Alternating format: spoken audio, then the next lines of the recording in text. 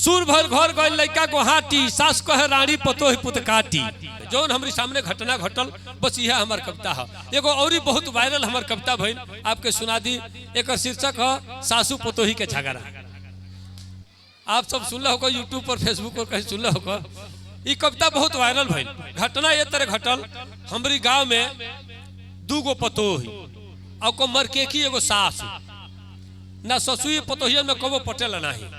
एक चलते दोनों पतोहिया बाड़ी से अलग है। 15 दिन छोटका में 15 दिन बड़का में रह के ससुई खा ले। एक दिन उखियारी में छीले खाती गई नहीं तो बड़की पतोहिया गई रहे छीले खातिर, ससुई गई रहे। बड़की पतोहिया हमरा के उखिया से खोदलस तखनी तो कहते के बाबा देखा तनी हमरी में रहले तो खाली खा ले या कोहरे ले। आ छोटका में बिया तेजा से हो जाले उ काट के गलियोले बिया करा कीड़े पोरी। अब बुढ़िया सुनते कि साथे गणासी उठौलस कहे कि तोर मांग फाड़ दे। ई कहे कि आ तोर मांग हम फाड़ दे।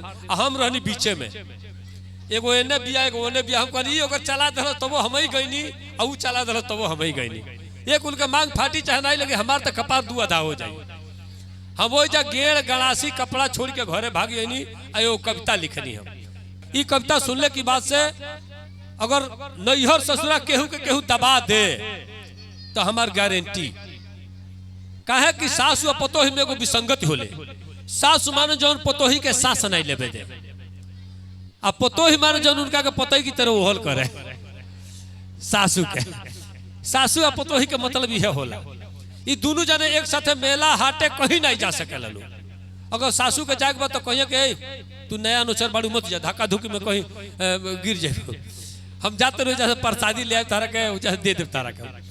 अगर पतोहिया के जाके मन बत कहिया मजरूआ मत जाए, बूढ़ पुरानिया पानी कोई धक्का लगे दाता जो बाटे एगो दूगो ऊपर वाला नीचे के तो टूट जाई। रुआ घरे बैठी हम जाते रहे तो लेके आए मन भोग रो के दे दे। ये दोनों जने एक साथे कहीं ना जाला लोग। तो ये लोग में झगड़ा भैला के जरी हुए भैल उखियारी में छिल के कविता सीधे सीधे सुनी सब है। पीछे जो सब बैठल बरुआ सब खूब ध्यान से सुनब सब। हाँ कि सुन भल घर गई लड़का गुहाटी, लड़कवन में पटेला। आसाम में एगो जगह बा गुहाटी, ओजा जाके दोनों लड़का साग भाजी के धंधा कर सब फुटपाथे पर। लड़कन में पटेला लेकिन पतोहियन में नहीं पटेले के चलते अलगा बाड़ी सब। सुर भर घर गई लड़का गुहाटी, सास कहे रानी पतोही पुत काटी। आ दूगो पतोही एगो सास मर के की, केकरा के छोड़ी या केकरा के छे की। पलटा या करछू लड़ाई में टूटे, लड़े के आदत में एकनी के छूटे। आ छोटकी में खाई तो बड़की उलाटी, सास कहे रानी पतोही पुत काटी। आ झोटा झोटुअल में बाज गई लात, बहुअर के बाँह टूटल बुढ़िया के दांत। टोला महल्ला छोड़ावे न डोरे, होके गिधारो सिलिनवा की घोरे। आ नौकी जवान बिया बुढ़िया चौकाटी, सास कहे रानी पतोही पुत काटी। अपना के दाल भात बुढ़िया का रगरा, अपना के दाल भात बुढ़िया का रगरा। सूती उठी होके पतोहियन में झागरा, टेढ़ होके अंगूरी हाथ लगे नाचे। बेटा भतार के चपाली से काचे। मेहरारू कुल के झगड़ा अंगूरी से होला। बिचली अंगूरी जहाँ टेढ़ को दे लो बिच्छी की तरह तो बुझ जाए कि केकर आग भड़काई लो, कोनो भरोसा नहीं रहे लोग। टेढ़ होके अंगूरी हाथ लगे नाचे, बेटा भतार के चबाली से काचे। आ गाड़ी उठावना हो मारी परी पाटी, सास को है रानी पतोही पुत काटी। आ भरल बाजारी में लोड़े से दूनो, भरल बाजारी में लोड़े से दूनो, कोनो से कोनो न मांगे ले नूनो। भरल बाजारी में लोड़े से दूनो, कोनो से कोनो न मांगे ले नूनो। आउक छिले जाली से एक साथे जहिया, मारी गाड़ी झगड़ा बोझड़ी जाला तहिया। अब भाजे गणासी कपार चाहे फाटी, सास कहे रानी पतोही पुत काटी। बाड़ी से ई दोनों बड़की पिटाहुर, अब बुढ़ियो बजक्कड़ है ढकचेले माहुर। बाड़ी से ई दोनों बड़की पिटाहुर, अब बुढ़ियो बजक्कड़ है ढकचेले माहुर। नतियन के कहेले सुअरी के छावना, नतियन के कहेले सुअरी के छावना। रोजे मिमोरी के लगावे ले लावना। नतियन के कहेले सुअरी के छावना, रोजे मिमोरी के लगावे ले लावना।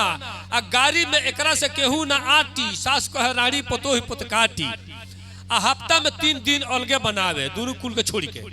हफ्ता में 3 दिन अलगे बनावे, छोटकी के छोड़े तो बड़की पोल्हावे। अम्मा जी कहले पर खूब अगरा ले बुढ़िया। अच्छा बूढ़ी केतनो खिसियाइल होके सासू अब पतोही जाके खाली अम्मा जी कह दे कि अम्मा जी तनी चली ना, सब्जी या दाल तो तनी बाद में बनी, मार भात ढीकले खा ली। अरे मारवे भातवा पर खुश होकर गरगज हो जाए, खाली अम्मा जी कहले के चलते। अच्छा बूढ़ी कुल के पटौले के सबसे तरीका यह है, खाली सूत उठ के 5 बेर अम्मा जी कहल ना करे, एकदम फूल के गरगज रह जाए। हाँ तो अम्मा जी कहले पर खूब अगरा ले, अंडा उड़ावे कब शुरुओ से खा ले। अब बोझा के गिर रोज काट देले छाटी, सास कहे रानी पतो पुत काटी। आ खुश रहे कहियो तो चले ओइठ के, बुढ़िया बुढ़िया खुश रहे कहियो तो चले ओइठ के, कहियो चुआवे ले लुबका बैठ के। खुश रहे कहियो तो चले ऐठ के, कहियो चुआवे ले लुबका बैठ के। आ लड़का सलाम करे बाहर से जाके, कहे ले ऊपर पर जाके अपनी लड़कवा के। लड़का सलाम करे बाहर से आके, कहे ले उन्हें ऊपर पर जाके। आ हंस के चुपाई उ बोली ना डांटी, सास कहे रानी पतोही पुत काटी, सास कहे रानी पतोही पुत काटी।